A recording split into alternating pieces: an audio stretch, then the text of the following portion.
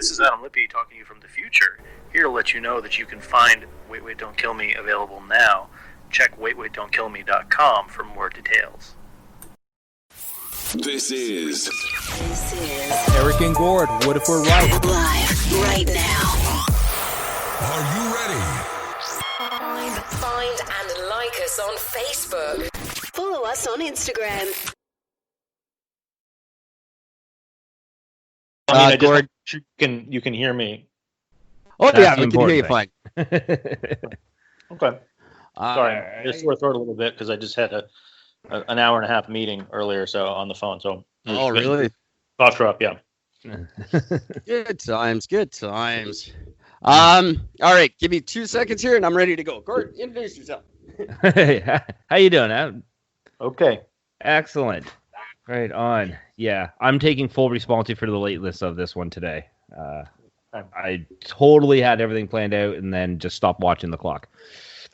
So yeah, I'm a dick. Oh, Is it up to me to disagree? I don't know you any at all. no, you can just call me a dick. That's fine. Oh wow. So whereabouts are you? I'm in Phoenixville, which is about 35 miles outside of Philadelphia. Philadelphia, nice. I've been down to Philadelphia only once in my life, and it was for all but a brief moment. But I got yelled at 3 times while I was there, so it's a good place. I mean, that's a pretty accurate assessment about what it's like to be there.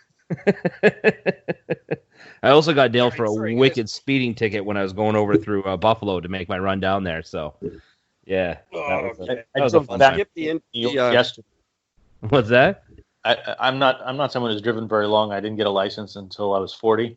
I'm 42. Oh, wow. And yesterday was the first time I'd ever driven to New York. I drove back there and back in one day. It's about 2.5 hours each way. Yep.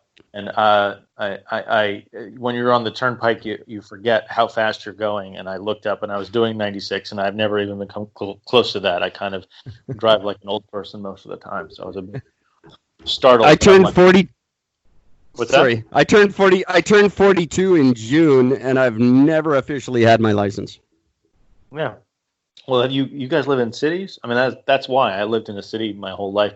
I grew up in New York and then moved to Columbus, Ohio. I lived in Boston and lived in Philadelphia, and until I moved out here, and my girlfriend's insistence that she's like, okay, you need to be able to drive in case I ever need to be taken to a hospital.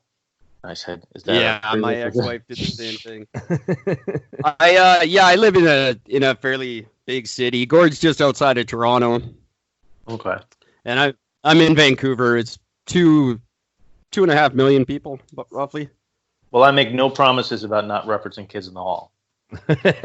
Oh, absolutely. I would expect that less. sketch show was more influential on me than almost anything else.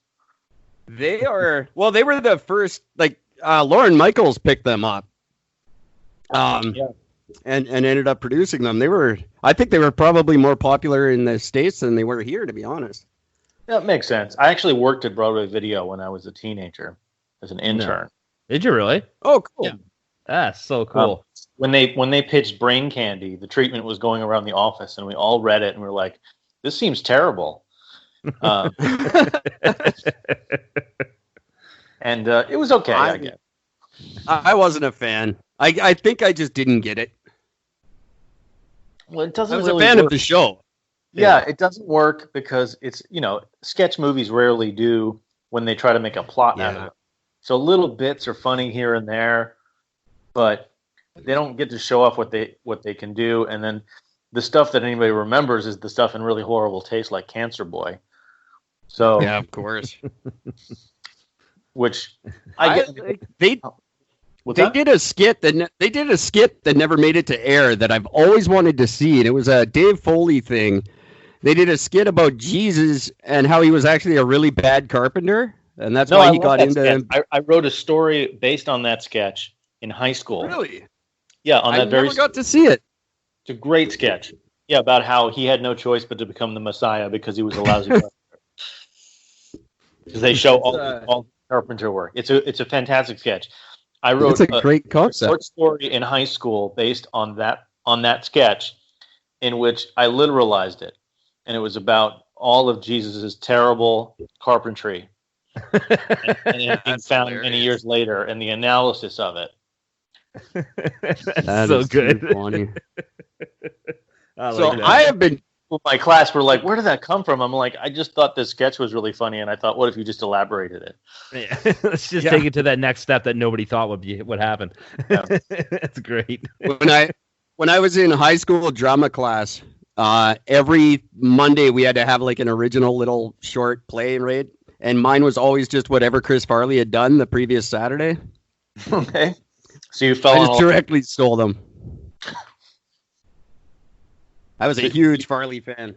Did you fall on a lot of breakaway tables? Is that what you just did with your time? I did that a lot. Yeah, I was almost his size in high school, so it worked well for me. Like to adjust your pants while you were, weaving in and out like that? I used to split the backs of my jackets on purpose, just to be like him. Just so I was yeah, fat man in a little coat. I love that the last thing David Spade ever said to him was Chris Farley said, "Does this jacket make me look fat?" And he said, "No, your face does." Last words. What a great last line. So, how does this start, or did we already start? You know what? I say let's just go with it. Why not? I usually do a little intro, but I really have nothing planned, and it's not that important. So how about we start with you introducing yourself? Because I'm sure my listeners, other than the very little I've told them, they're not too sure who you are. Okay. My name is Adam Lippe. I'm a filmmaker who lives about 35 miles outside of Philadelphia. I made a horror comedy called Wait, Wait, Don't Kill Me about a viral pandemic horror comedy in inner city Philadelphia, where on the hottest day of the year,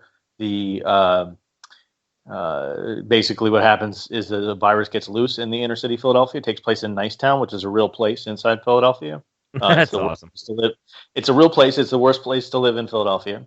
It's unfortunately named. Oh. And the virus gets loose. It causes massive dehydration, but because it's the hottest day of the year, people can't tell the difference between someone who's infected and someone who's just sweating because it's hot out. So it causes dehydration. People start attacking each other because people are mostly water. One of the attacks is caught on a YouTube-like video, and the military comes in. The video goes viral. Military comes in to try to stop it. They realize they can't do it quickly enough, so they fence off the inner city to let everybody die. And it's about the people who are left there to die. And I know that sounds very grim, but it's actually a comedy. I love it. It sounds fantastic. Now, is this just awesomely like serendipitous timing, or was it? I wrote it a long time ago. And I imagine so. I wrote it back in 2013, and it took a long time to put together, and it was finished in the middle of late March of this year. And and has the current scamdemic helped it or hurt it? It's helped in terms of the offers, but distribution offers for independent films are always terrible. So it's just a matter of what is the least bad option. It's really just a series of terrible no options, because I don't know how much your audience wants to know about this, but so if you have an independent film that has no famous people in it, it means you are not getting any offers, no money up front, zero, ever. Right. And does that also mean no festivals? You can go to festivals, but they're generally a waste of time and money. They're there for the connections. The same reason you go to film school now. I went to film school. I wouldn't do it over, but basically you go to film school to meet people and network. Because there's nothing you can't learn by actually making a movie. The money you spend on film school would be much better off screwing up making your 3 shorts or 5 shorts or however many shorts, and 2 features or whatever. So that's the same with comedy, to be honest. Like just for laughs, things like that. It's a lot to fail at comedy. Yeah. So this was just that's really funny. I've been meaning to ask because I haven't had anyone to ask. Are things like Netflix helping or hurting the independent film? Well, so Netflix and Hulu and Amazon, they don't really pick up independent projects anymore. They make all their stuff in-house.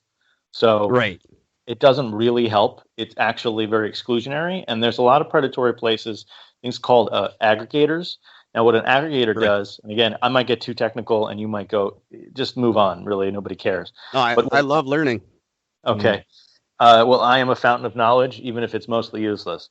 So what an aggregator does is you pay an aggregator to get on a particular platform. It used to be you had to pay to get on Netflix and Hulu, but now they're not doing that anymore. But they'll charge you something like $1,500 to get on a platform, iTunes, whatever. So is this like an influencer? No, you actually pay to get on there. And then okay. whatever revenue you get from those platforms, which is not very much, goes through that aggregator. So they don't pick and choose movies. You're paying them. You're paying for the service. You're paying them to create closed captions, or you create them on your own. And then you have to market. You have to do all of it. Now, no matter what contract you sign, even if you have somebody picking you up, you're going to have to market it anyway. So I have a similar distribution deal with my band. It must be the same thing. Yeah, I'm sure. That they're similarly designed. It's just basically to make sure that you don't ever see a cent. Yeah, I think so. And to dissuade you from doing it independently ever again. There are limits to how much money you can make. That's why I think all these bands make money on tours, right? Because you can't make money from an actual record. No, that's all your money's in merchandise now. So, or YouTube. I don't know how they do that. Oh, the YouTube payouts are terrible, just like Spotify payouts. Are they? Oh, Yeah. jeez. Hundredths of a penny. Yeah, Fuck. I have had an album. I deal with a company out of Toronto called Indie Pool. They distribute my music and they take 10%. I think I've made $6 since 2017. Oh, so like CD Baby, they do. I think they do that in the U.S. Yeah, similar thing. Yeah. Except for And with so Canadian I- distribution, it sucks. Yeah. Well, You have the advantage that in Canada you guys support the arts. So I know lots of Canadian filmmakers who didn't have to put their own money into their projects. that's true. and We we do a lot have, of grant money here. yeah. And you have to. You don't have that in the States. There's not like a ASCAP grant or something. They have fiscal sponsorships, but one of them that I applied to, they told me my idea was too marketable. And in other words, we only know how to do things that lose money.